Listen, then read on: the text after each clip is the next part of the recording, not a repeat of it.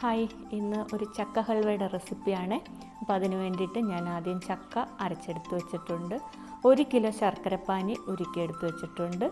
1 തേങ്ങയുടെ തേങ്ങാപ്പാൽ എടുത്തിട്ടുണ്ട്. പിന്നെ കുറച്ച് കാഷ്യൂ നട്ട്സ്, കുറച്ച് വെളുത്ത എള്ള്, 1/2 കപ്പ് അരിപ്പൊടി, കുറച്ച് നെയ്യ്, കുറച്ച് ഏലക്കാപ്പൊടി. ഇത്ര ഐറ്റംസ് ഞാൻ എടുത്തിട്ടുണ്ട്. ഇനി നമുക്ക് ഇത് റെഡിയാക്കാൻ തുടങ്ങാം. ആദ്യം നെയ്യ് ഒഴിച്ച് കാഷ്യൂ നട്ട്സ് ഒന്ന് വറുത്ത് കോരിയെടുക്കാം. ഒരുപാട് അങ്ങ് മൂത്ത് പോകേണ്ട, ചെറിയൊരു ബ്രൗൺ നിറം ആകുമ്പോൾ കോരിയെടുക്കാം.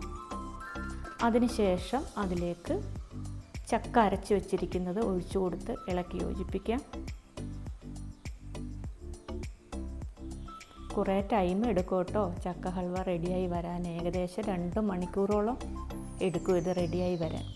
നല്ല ക്ഷമയുണ്ടെങ്കിൽ ഇത് ഉണ്ടാക്കാൻ നിൽക്കാൻ പറ്റൂ. അതിനുശേഷം ഞാൻ ഇതിലേക്ക് ശർക്കരപ്പാനി ചേർത്ത് കൊടുത്തിട്ടുണ്ട്. നല്ലപോലെ ഇളക്കി യോജിപ്പിക്കാം. അതിനുശേഷം ഞാൻ അതിലേക്ക് തേങ്ങാപ്പാൽ ചേർത്ത് കൊടുക്കുന്നുണ്ട്. നല്ലപോലെ വീണ്ടും ഇളക്കിക്കൊണ്ടേയിരിക്കുക. കൈ എടുക്കാതെ ഇത് ഇളക്കിക്കൊണ്ടിരിക്കണം കേട്ടോ.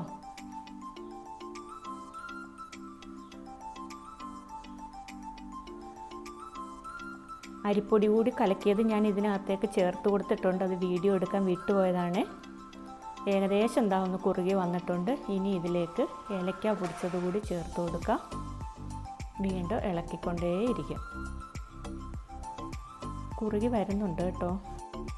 ഇപ്പോൾ ടോട്ടൽ മൊത്തം 4 ടേബിൾ സ്പൂൺ നെയ്യ് കൂടി ഞാൻ ഇതിനകത്ത് ചേർത്ത് കൊടുത്തിട്ടുണ്ട്. നല്ലപോലെ ഇപ്പോൾ ഏലക്കാപ്പൊടി എല്ലാം അതിനകത്തേക്ക് നല്ലപോലെ യോജിച്ചിട്ടുണ്ട്. ഇനി അതിലേക്ക് വറുത്ത് വെച്ചിരിക്കുന്ന കാഷ്യൂ നട്ട്സ് കൂടി ചേർത്ത് ഇളക്കി യോജിപ്പിക്കാം.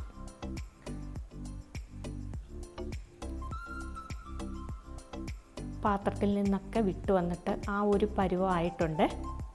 ഹൽവ റെഡി ആയിട്ടുണ്ട്. ഇനി ഞാനിത് ഒരു ട്രേക്കകത്തേക്ക് മാറ്റി വയ്ക്കുന്നുണ്ട്.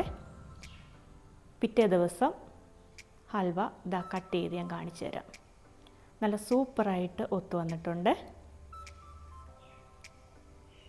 നല്ല സോഫ്റ്റായിട്ട് തന്നെ ഹൽവ കിട്ടിയിട്ടുണ്ട്.